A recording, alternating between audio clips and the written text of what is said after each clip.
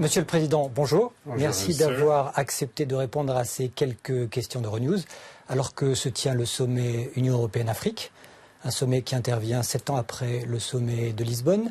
Je vais, en introduction, me permettre de vous citer. Vous avez écrit dans Géopolitique africaine récemment que l'Europe avait besoin de l'Afrique, comme l'Afrique avait besoin de l'Europe. Et vous plaidez pour une réadaptation des liens entre l'Afrique et l'Europe, à l'aune des nouvelles réalités du XXIe siècle. Quittons Bruxelles et transposons-nous directement sur le terrain africain, un terrain frontalier, un terrain dramatique, un terrain tragique, celui de la République centrafricaine.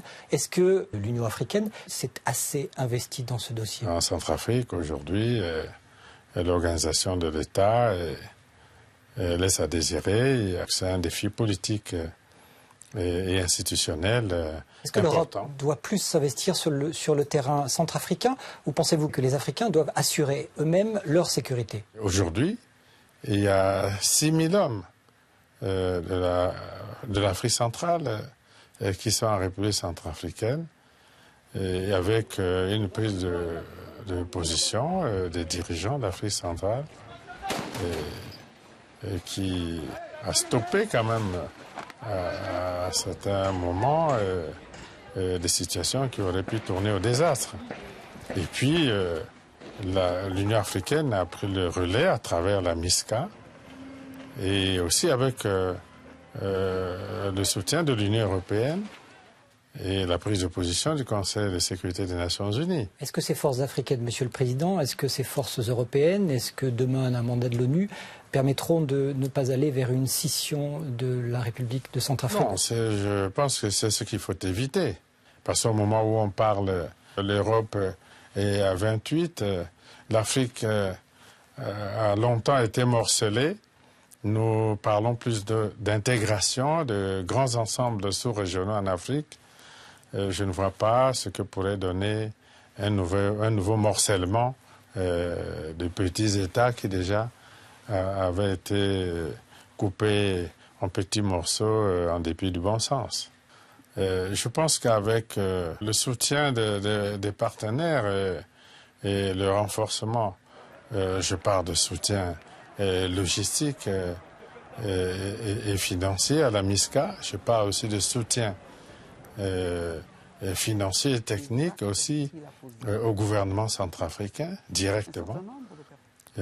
On doit éviter la partition du pays et aller vers la normalisation de la situation sur l'ensemble du territoire et donc une certaine stabilisation et ouvrir la voie à un dialogue. Glissons un petit peu sur le terrain intérieur, Monsieur le Président. Vous avez compris ma question. Serez-vous présent aux prochaines échéances électorales? Bon, mais le débat est ouvert dans le pays. J'écoute les forces politiques, sociales. Ça ne peut pas être une volonté de puissance et une volonté de rester. Donc vous n'avez pas encore pris votre décision? Pas encore. Je préfère écouter le peuple parce que cela ne peut pas se faire sans le peuple. Vous savez que certaines associations ont déposé plainte en France sur le dossier des biens mal acquis. En réalité, j'avais déjà décidé de ne plus parler de cette question. Néanmoins, quelle réponse apportez-vous à ces associations, à ces magistrats qui enquêtent sur ces dossiers? Et ceux qui pensent qu'ils peuvent marcher sur la souveraineté des autres États, des autres peuples, j'étais déjà arrivé au point où j'observais pour voir jusqu'où ils pouvaient aller avec l'outrance et la provocation. Restons sur ce terrain judiciaire. Récemment, en Côte d'Ivoire, nous avons assisté à une extradition. La Cour pénale internationale avait demandé une extradition. Certains pays africains, et notamment certains membres de l'Union africaine, se sont élevés contre une politique jugée, entre guillemets, si vous le permettez, raciste de la Cour pénale internationale. Pourtant, la procureure générale Fatou Bensouda est africaine.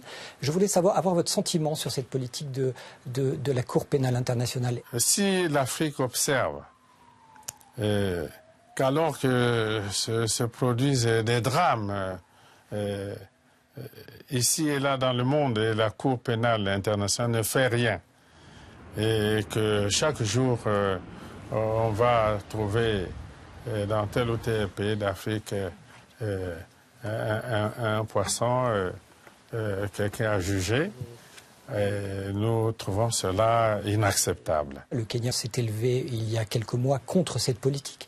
La jugez-vous outrancière, vous également, ou vous trouvez qu'elle est tout à fait légitime?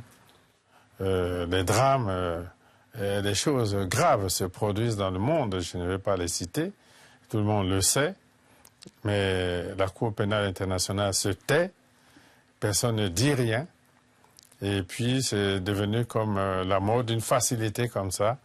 Et tous les 2 mois, on apprend que telle autorité, même des chefs d'État en exercice, sont traînés là-bas à la Cour pénale internationale. Cela devient inacceptable. C'est le point de vue des dirigeants africains aujourd'hui. Cela ne signifie pas que nous retirons à la Cour le droit d'exercer ses pouvoirs. Nous voulons que cela se fasse de la même manière avec tous les États, tous les dirigeants du monde. Revenons sur le terrain économique, si vous le permettez. Chaque année, 11 millions de jeunes Africains arrivent sur le marché du travail en Afrique. Néanmoins, beaucoup de ces jeunes Africains retournent vers l'économie informelle par manque de débouchés. Comment plaider pour un meilleur accompagnement, une meilleure intégration de cette jeunesse africaine? Et si nous inversons les rapports actuels que nous avons avec les partenaires, je suis persuadé que l'Afrique a les moyens de faire travailler sa jeunesse en Afrique et ne pas forcément la voir dans le fond de la Méditerranée. Et la Méditerranée, qui devrait être un lien de coopération entre l'Europe et l'Afrique, la Méditerranée est devenue un cimetière. Et il y a un drame autour de cette question et c'est un défi que l'Afrique doit relever. Pensez-vous que pour l'Afrique maintenant, il soit temps de réadapter les relations Union européenne-Afrique à l'aune des perspectives de croissance de l'Afrique? Faut-il, pour en résumer, mettre en place un nouveau partenariat commercial entre l'Union européenne et l'Afrique avec les nouveaux taux de croissance africains?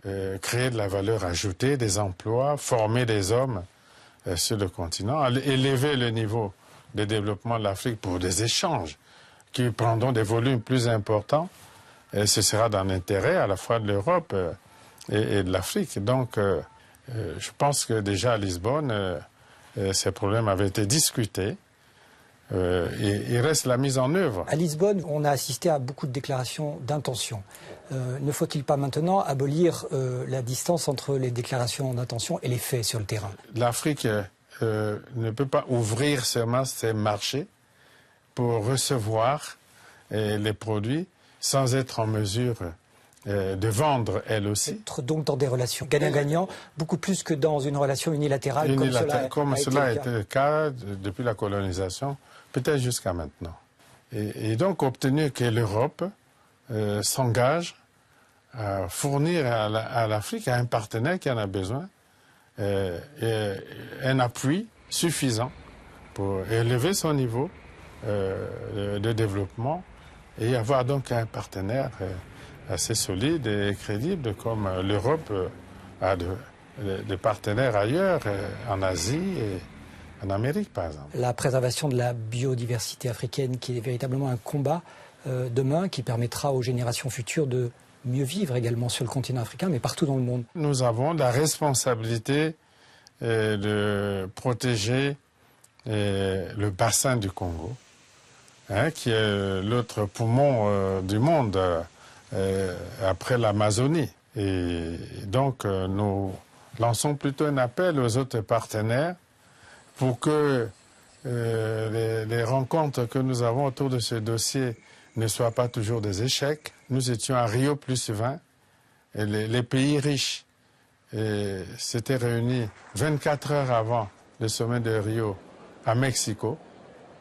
Après leur réunion, les dirigeants de ces pays sont tous repartis chez eux, comme si, bon, à Rio, c'était la rencontre des pauvres. Hein, nous étions là. Et les riches et les principaux pollueurs. Et ça n'était allé. Ce n'était pas intéressant pour eux. C'est aujourd'hui au wagon européen de raccrocher la locomotive africaine?